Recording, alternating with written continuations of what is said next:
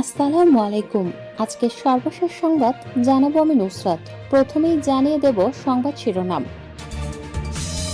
Vote না দিলে ঘরবাড়ি পোড়ানোর হুমকি, বিএনপির মুন্সি বহিষ্কার।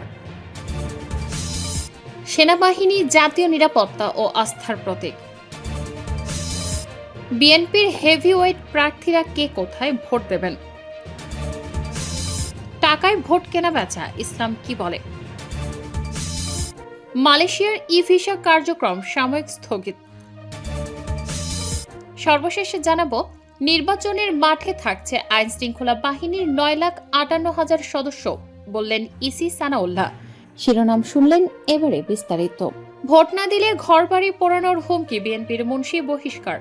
যদি ক্ষমতায় বিএনপি থাকে আর যদি আপনারা অন্য দলকে ভোট দেন, আমি কিন্তু আপনাদের কাউকে ছাড়ব না। প্রয়োজনে ঘরবাড়ি পোড়াইয়া সব ছাড়খাড় করে দেব।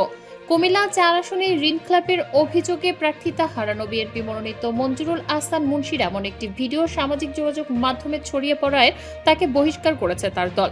কুমিল্লা 4 দেবিদার সংসদীয় আসনে জামায়াত জোটের প্রার্থী এনসিপির মুখ্য সংগঠক হাসনাত আব্দুল্লাহ প্রতিদ্বন্দ্বী গণ অধিকার পরিষদের ট্রাক প্রতীকের প্রার্থী জসিম উদ্দিনকে ভোট না দিলে বাড়িঘর পুড়িয়ে দেওয়ার হুমকি দিয়ে পদ হারালেন মঞ্জুরুল আহসান মুন্সি।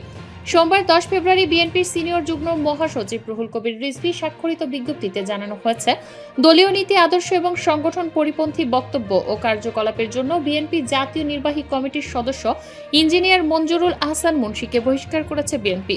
বিএনপির প্রাথমিক সদস্য পদ সহ সব ধরনের পদ থেকে তাকে বহিষ্কার করা হলো।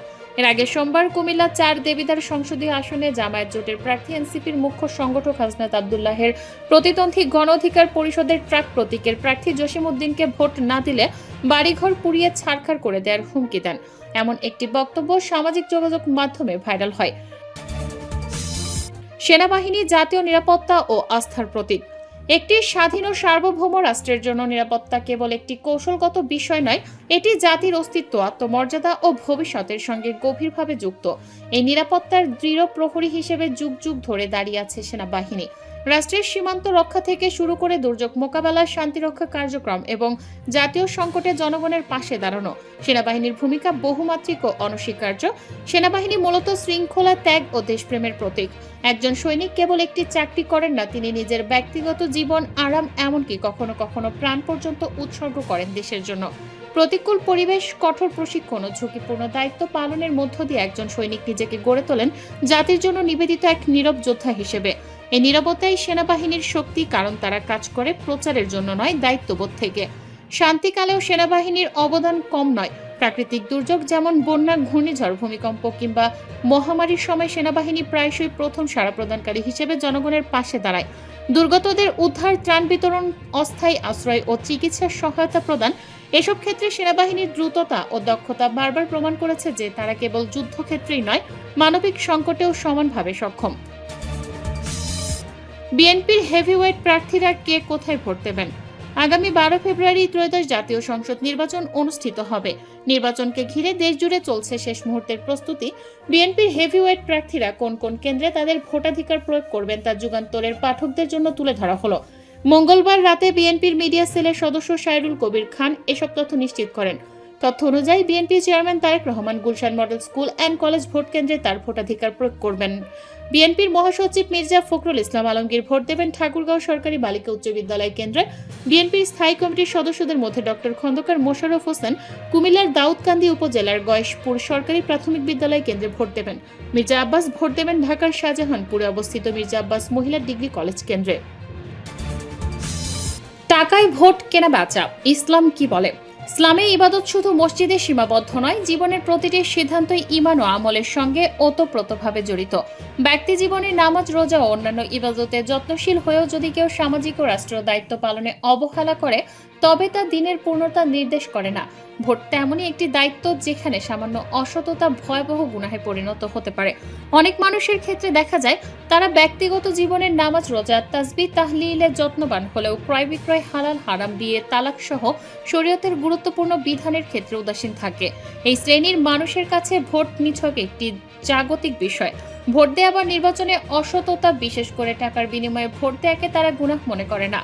ফলে ভোটের ক্ষেত্রে নীতি নৈতিকতার বদলে জাগতিক স্বার্থকে প্রাধান্য দেওয়া হয়, অযোগ্য ব্যক্তিকে ভোট দেওয়া হয়, আর যোগ্য ব্যক্তি তার ন্যায্য অধিকার থেকে বঞ্চিত হয়।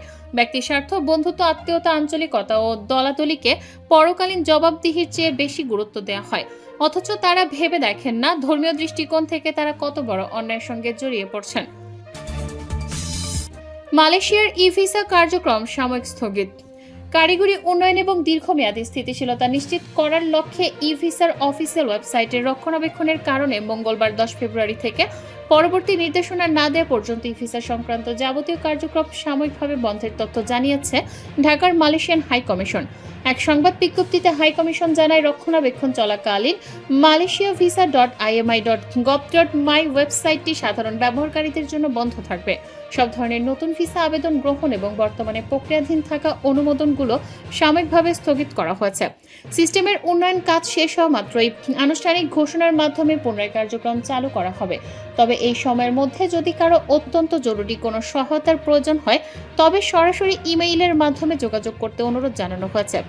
জরুরি ইমেইল vlnhelpdesk@3dmas.com.my।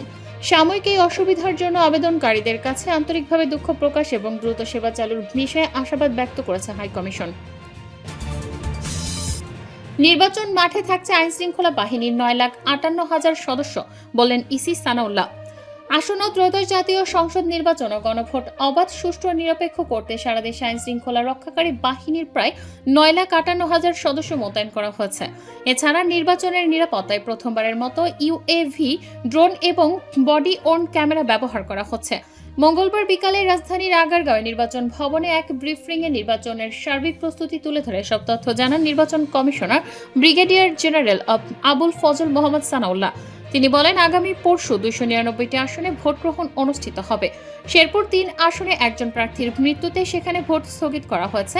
এবারের নির্বাচনে আইনশৃঙ্খলা রক্ষায় সারা দেশে প্রায় 9,58,000 সদস্য মোতায়েন হয়েছে। নির্বাচনের মাঠে 2,098 জন নির্বাহী ম্যাজিস্ট্রেট এবং 657 জন জুডিশিয়াল ম্যাজিস্ট্রেট দায়িত্ব পালন করবেন। নির্বাচন পরিচালনার দায়িত্বে থাকা কর্মকর্তাদের পরিসংখ্যান তুলে ধরে সানাউল্লাহ বলেন, নির্বাচনে 69 জন রিটার্নিং অফিসার এবং 598 জন সহকারী রিটার্নিং অফিসার দায়িত্ব পালন করবেন। ভোট গ্রহণের মূল দায়িত্বে থাকবেন 42,779 জন প্রিজাইডিং অফিসার, 2,47,482 জন সহকারী প্রিজাইডিং অফিসার এবং 4,94,964 জন পোলিং অফিসার। সর্বমোট 7,85,225 জন কর্মকর্তা নির্বাচনী দায়িত্ব পালন করবেন। ফলাফল ঘোষণা ও রিটার্নিং অফিসারদের ভূমিকা সম্পর্কে তিনি বলেন, ভোট গণনা শেষে কেন্দ্র থেকে একটি ফলাফল প্রকাশ হয়ে যাবে। এরপর দাপ্তরিক প্রক্রিয়ায় সহকারী রিটার্নিং অফিসারের স্বাক্ষরের পর সেটি রিটার্নিং অফিসারের মাধ্যমে নির্বাচন কমিশনে আসবে। কমিশনের ঘোষণা মঞ্চ থেকে তখন চূড়ান্ত ফলাফল জানানো হবে। তিনি আরও বলেন, প্রতিটি কেন্দ্রের আনঅফিসিয়াল ফলাফল আগে ঘোষণা করা হলেও রিটার্নিং অফিসাররা প্রার্থী বা তাদের এজেন্টদের উপস্থিতিতে তা ফর্ম 18-তে লিপিবদ্ধ করবেন। এর ওপর ভিত্তি করে পরবর্তীতে গেজেট প্রকাশিত হবে। এই নির্বাচন কমিশনার বলেন, আইন শৃঙ্খলা রক্ষার্থে প্রথমবারের মতো এবার ইউএভি বা ড্রোন এবং বডি ওর্ন ক্যামেরা ব্যবহার করা হচ্ছে। প্রায় 25,000 বডি ওর্ন ক্যামেরা মাঠে থাকবে। এর মধ্যে কিছু আইপি বেসড থাকবে, যেগুলো সরাসরি ফিড দেবে এবং কিছু লোকাল রেকর্ডিং করবে। তাছাড়া সার্বক্ষণিক মনিটরিং এর জন্য ইতোমধ্যে 90 ভাগের বেশি কেন্দ্রে সিসিটিভি ক্যামেরা স্থাপন করা হয়েছে।